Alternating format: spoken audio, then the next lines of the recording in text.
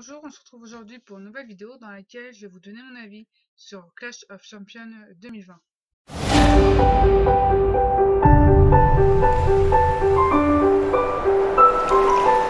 Donc, ce pay-per-view a eu lieu dimanche 27 septembre.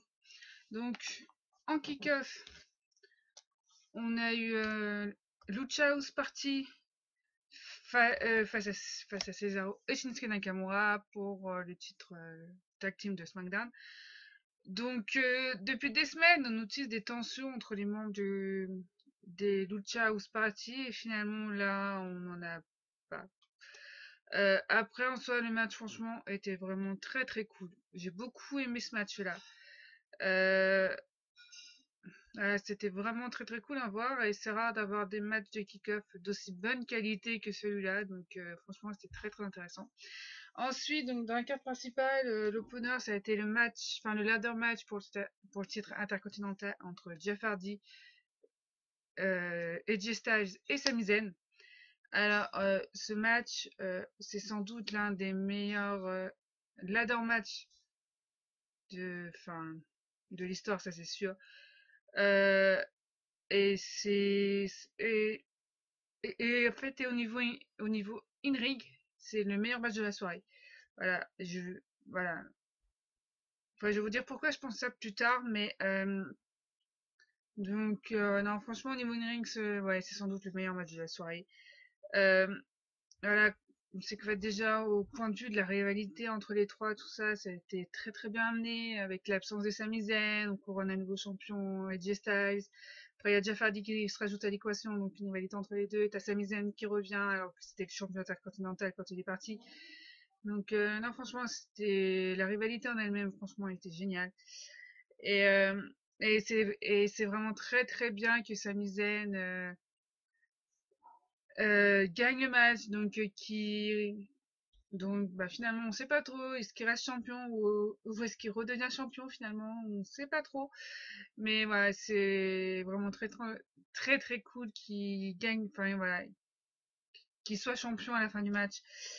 Et surtout la et, et surtout la fin du match, enfin voilà, ça appuie vraiment sur l'intelligence voilà, de Sami Zayn, ce qu'il a fait avec les menottes, tout ça. Non, franchement, c'était vraiment très très cool. J'ai complètement adoré ce match. Enfin, franchement, c'était génial. Ensuite, on a Zelina Vega face à Asuka pour le titre féminin d'Euro. Donc, un match qui devait être normalement en kick-off, mais qui a été amené là puisque les autres matchs féminins, le match pour les titres tag team féminins a été tout bonnement annulé puisque Nia Jax et, et Shayna Baszler ont été déclarés inaptes à combattre. Ensuite, pour le titre féminin de SmackDown, bon, on verra plus tard, mais voilà, Nikki Cross, c'est pareil, a été inapte à combattre apparemment, donc bon, on verra plus tard ce qui s'est passé. Donc ce match, voilà, ce qui m'intéressait, parce qu'on savait tous que ça allait être Asuka enfin, voilà, qui allait conserver le titre, voilà, c'était de voir Zelina Vega en solo. Parce qu'on a déjà vu, par exemple, au Royal Rumble, tout ça, c'est voilà, quelques minutes, enfin, plutôt quelques secondes, où qu'elle fait des prises, tout ça, mais ça m'intéressait vraiment de la voir sur un match entier toute seule. Et moi, j'ai bien aimé. J'ai bien aimé, donc ouais, ouais, j'ai bien aimé. Après, bon, le match, bon, c'était pas un match de Papa, on va pas se mentir. C'était plus un match de weekly. Mais, mais voilà, mais ça m'a diverti, donc voilà, c'est ça que je demande quand je regarde du cash, donc bon, ça me convient. Ensuite, on a le match pour le titre des États-Unis. Donc, Apollo Crews accompagné de Ricochet face à Bobby Lashley accompagné du Hurt Business, enfin plutôt de MVP puisque Shelton Benjamin est resté dans les backstage. Donc, voir Bobby Lashley maintenant, enfin moi j'adore depuis qu'il est plus avec Lana, j'adore totalement voilà ce qui est devenu Bobby Lashley, ce qu'il fait, tout ça, c'est voilà, j'adore. Donc voilà, bon par contre le match est vraiment trop long, même s'il est sympa à regarder, il est trop long. Voilà, il aurait été un peu plus court, ça aurait été plus intéressant.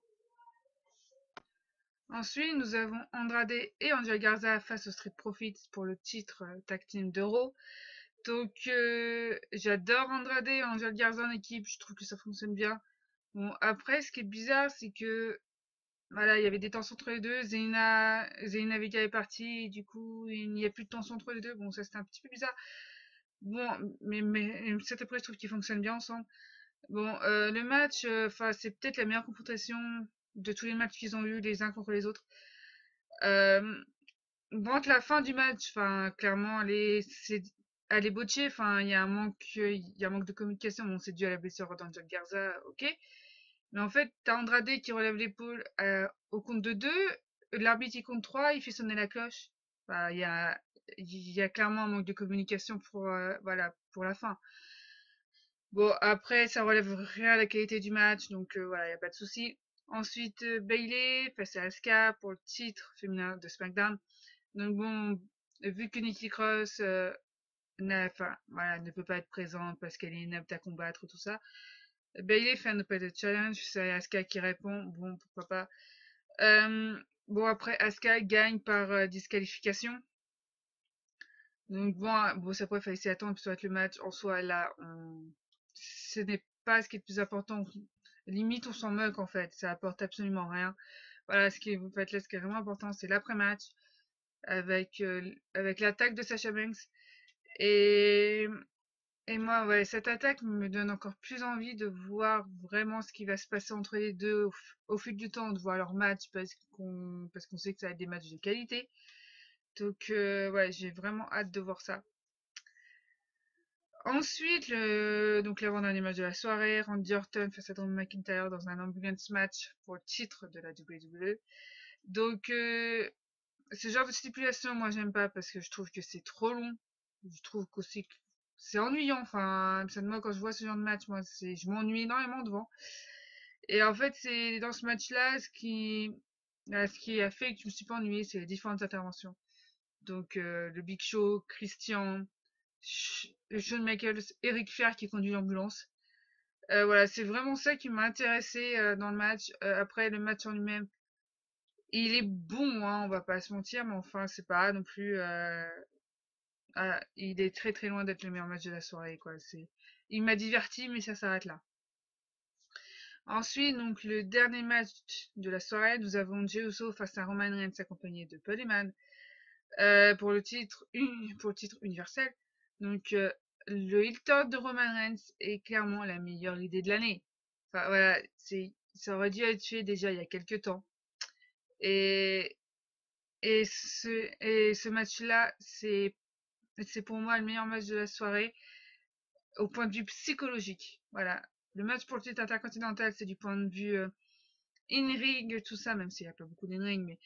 Et, et ce match-là, c'est vraiment pour le côté psychologique. Enfin, voilà, ce match, en fait, voilà, va être utile, en fait, voilà, pour construire les bases du nouveau personnage de Roman Reigns. Et enfin, voilà, s'il continue comme ça, enfin, voilà, ça va être un Roman Reigns tellement impitoyable, tout ça. On l'a vu dans ce match-là.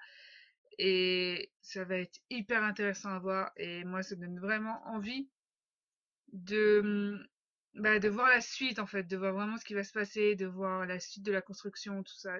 Enfin, ouais, ça va être énorme. Et maintenant, je suis prête à voir un Roman Reigns face au Rock euh, à, à WrestleMania pour savoir vraiment qui est le vrai chef de famille. Et ouais, non, c'est clair, vraiment, maintenant, je suis prête à voir ça. Et enfin voilà, moi qui n'aimais pas trop Roman Reigns avant, voilà, depuis qu'il est heel, je le trouve vraiment, incroyable. Enfin, il est génial, quoi. Et sur ce match-là, il l'a montré. Enfin, voilà, il a été impitoyable donc avec son cousin Jey Uso. Enfin voilà, il y a même le Jimmy Uso qui a été obligé d'intervenir enfin voilà, pour forcer son frère à abandonner.